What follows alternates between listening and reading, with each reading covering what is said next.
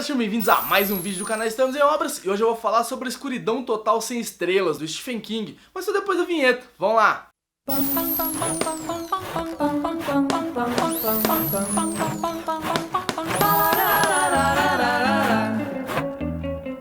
Esse livro aqui foi publicado em 2010 e ele traz 4 contos, e eu tô chamando de contos só por pura conveniência, porque 2 tem mais de 100 páginas e talvez seja mais fácil caracterizar eles como uma novela, alguma coisa do gênero, mas ele traz 4 histórias que mesclam muito o egoísmo com aquele mais puro sentimento de vingança, com um foco especial nas consequências que essa vingança trouxe na vida de cada um que foi atrás dela. Eu não vou fazer uma sinopse do livro em si, porque eu vou falar sobre os 4 contos, porque são 4 contos, é mais fácil de poder falar, mas antes de começar a falar deles, eu queria falar um pouquinho mais geral do livro como um todo. O primeiro é sobre as descrições. Igual eu falei, o livro é muito baseado na vingança e as descrições são muito cruéis e diretas ao ponto. O King descreve morte com sangue escorrendo, garganta sendo cortada, pessoa rolando da escada, estupro, muita maldade mesmo, ele descreve com muitos detalhes e o livro carrega uma crueza, assim, uma descrição pesada de cada uma das coisas que acontecem, que é muito característico do King e aqui ele consegue fazer muito bem. E da mesma forma que os outros livros do King, esse daqui também tem um pós-fácil explicando um pouquinho o processo de escrita desse livro em si. E é nesse pós-fácil que eu quero basear a discussão desse livro todo. Além dele contar como que a ideia de cada uma das histórias surgiu na cabeça dele, ele também faz uma série de reflexões sobre o tema central, que é o egoísmo e a vingança. Ele fala que a ficção é uma forma de responder a pergunta como que uma coisa dessas poderia acontecer. E é por isso o título do livro, assim, né? Escuridão Total Sem Estrelas. Aquele momento que você vê mais sozinho, mais vulnerável, você não consegue enxergar um palmo à sua frente e se vê sem esperança frente a determinadas situações. É isso que cada um dos personagens desse livro aqui sente e é por isso o título Escuridão Total Sem Estrelas. E ele fala nesse pós-fácil que a ideia dele não era fazer igual muitos escritores fazem, de pegar pessoas incomuns e colocar em situações comuns. Ele queria fazer o contrário, ele queria pegar pessoas comuns e botar em situações incomuns. Então aqui nesse livro a gente tem um fazendeiro, tem uma dona de casa, tem uma pessoa com câncer, tem uma escritora, pessoas que a gente poderia encontrar na esquina da nossa casa, por exemplo, e cada um deles vivendo a vidinha normal, até que uma coisa muito incomum acontece com eles, e aí eles se veem diante de uma situação e tem que reagir a essa situação. O livro é muito sobre isso, sobre como pessoas normais reagem a situações incomuns e tudo calcado um pouquinho na vingança. E pensando nessa história de pessoas normais, ele fala que na página 388, e eu vou ler essa página aqui pra vocês, ele fala o seguinte: por escritores que mentem intencionalmente, por aqueles que substituem o comportamento humano inacreditável, pelo modo como as pessoas parecem agir de verdade, só sinto desprezo. Escrever mal é mais do que uma questão de sintaxe de merda e falta de observação. O ato de escrever mal em geral surge de uma recusa teimosa em contar histórias sobre o que as pessoas na verdade fazem, em encarar o fato, vamos dizer assim, de que assassinos às vezes ajudam velhinhas a atravessar a rua. Então, igual eu falei, os personagens são pessoas normais e em determinado momento de cada um dos contos acontece um crime e são pessoas comuns. Aquela ideia de que o assassino é uma pessoa cruel por natureza, que vai chegar em casa e chutar o cachorro, não, essa coisa não existe aqui nesse livro. Na verdade, o assassino vai chegar em casa, pegar o cachorro, botar ele no colo e fazer carinho na cabeça dele, por mais incoerente que isso possa soar na nossa cabeça. Mas é isso que acontece na vida real, assim, as pessoas não são 100% más, e por mais que elas cometam um erro uma vez ou outra, ou por mais que elas já estejam inclinadas a fazer o mal, nem por isso elas são más 100% do tempo. E esse livro aqui vai mostrar isso muito bem, botando as pessoas comuns em situações incomuns. E sobre a escrita do Stephen King, ela permanece muito parecida com o que ele faz nos outros livros. É uma escrita muito simples, muito direta, muito limpa mesmo, e ele vai apresentando os personagens aos poucos, ele vai introduzindo a história, fazendo criar aquele pequeno clímax até chegar no final, que é o grande clímax da história. E como é um conto, ele tem um espaço menor pra fazer isso e o ritmo é um pouquinho mais acelerado, mas continua esse mesmo padrão, a apresentação do personagem com calma, fazer a gente se importar com ele, até acontecer uma coisa incomum e a gente começar a se importar de fato com ele. Dito isso, acho que eu posso começar a falar das 4 histórias.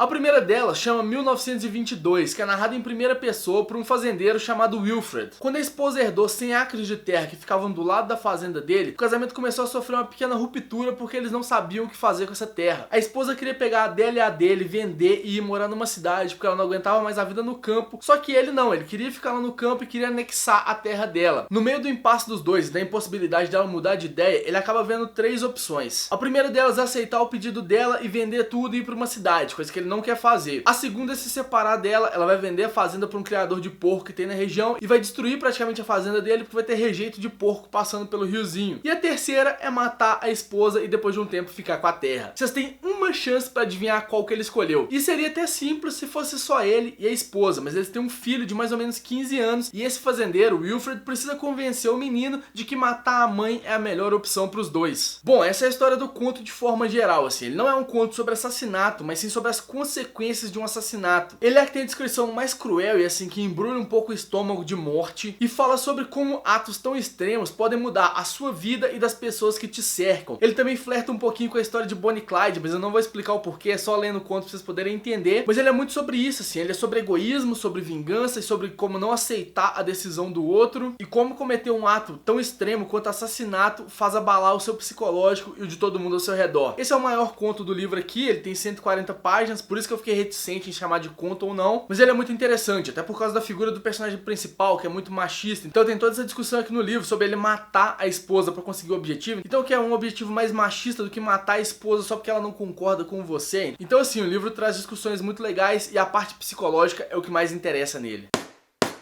O segundo é chamado Gigante do Volante, e ele conta a história da Tess, que é uma escritora de livros policiais. Ela tem uma série de detetives velhinhas que desvendam crimes, e além dos livros, ela também palestra para clubes de leitura, e esse dinheiro do clube de leituras que ela guarda para aposentadoria dela. Só que ela tem uma curiosidade, ela não gosta de viajar de avião, ela acaba indo de carro porque ela gosta muito do sentimento de viajar, ir pela estrada, e por isso ela não vai para cidades muito longe da dela. O livro começa de fato quando ela volta de uma dessas palestras que ela estava dando, só que em vez de voltar pelo caminho que ela conhecia, ela seguiu o conselho da curadora da palestra e pegou um atalho que faria ela chegar mais cedo em casa. O problema é que no meio desse atalho ela cai numa armadilha, é estuprada e é deixada num cano à beira da morte. Ela consegue sobreviver e boa parte do conto é ela lidando com esse psicológico dela ter sido estuprada e planejando a vingança com relação ao estuprador dela. Esse daqui com certeza é o conto mais pesado, não pela descrição das cenas, mas pelo teor do que acontece. Eu que sou homem já me senti muito incomodado, eu fico imaginando uma mulher lendo a situação, principalmente porque a mulher sofre essa cultura do estupro. Eu fico imaginando a mulher se botando na pele da Tess, viajando por uma estrada vazia, parando na beira da estrada, sendo abordada por um cara e sendo estuprada por esse cara. Puta que pariu, meu Deus do céu, é muito pesado isso. E eu nem consigo imaginar o quanto deve ser difícil pra uma mulher ler isso, mas pra mim já foi bem pesado. E por causa de tudo que ela sofreu, o final do livro é um final que dá um tapa na nossa cara, assim. A gente termina com um sentimento controverso na cabeça de estar concordando com o crime, e mesmo assim, concordando, né? Por que que eu tô concordando com isso? E eu terminei com esse questionamento na cabeça, tipo, eu deveria estar concordando com isso ou eu não deveria? Então é uma coisa bem controversa e que além do tom do livro também me deixou muito confuso. Esse aqui é o segundo maior conto do livro, ele tem mais ou menos 110 páginas, mas mesmo assim a leitura flui assim, que é uma beleza.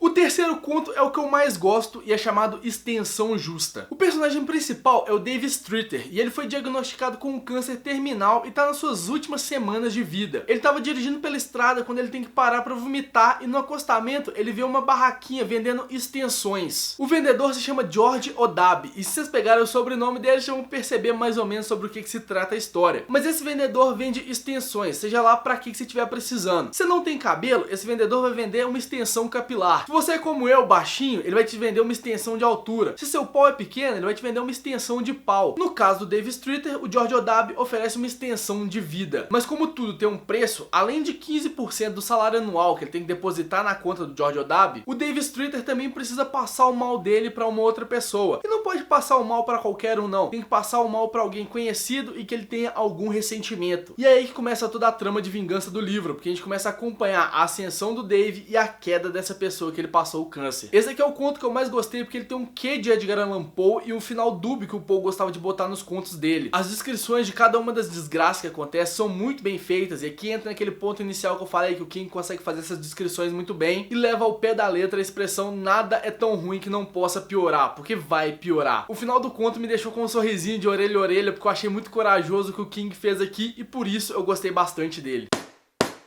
O quarto e último conto é chamado Um Bom Casamento. Darcy Anderson é casada com o Bob Anderson há 25 anos e eles têm uma típica família americana, com 2 filhos que já foram para a universidade e uma vidinha bem tranquila no subúrbio. Até que o Bob vai fazer uma viagem de trabalho e a Darcy descobre dentro de uma caixa o maior segredo da vida dele. Esse é um conto que responde aquela clássica pergunta de até onde a gente conhece a pessoa que a gente mais ama. E também traz uma questão de se a gente é capaz de conviver com alguém que a gente ama tanto, mesmo ela tendo cometido atos muito abomináveis.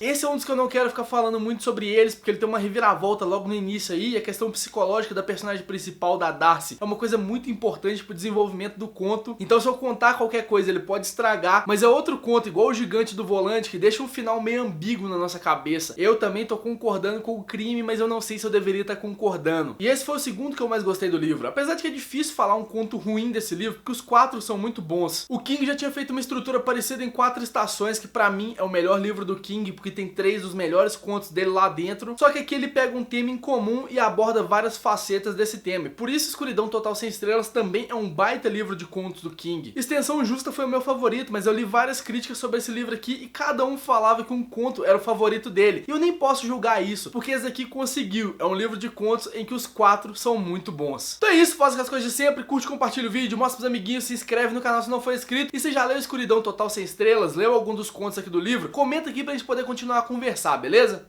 Um beijo e até o próximo vídeo.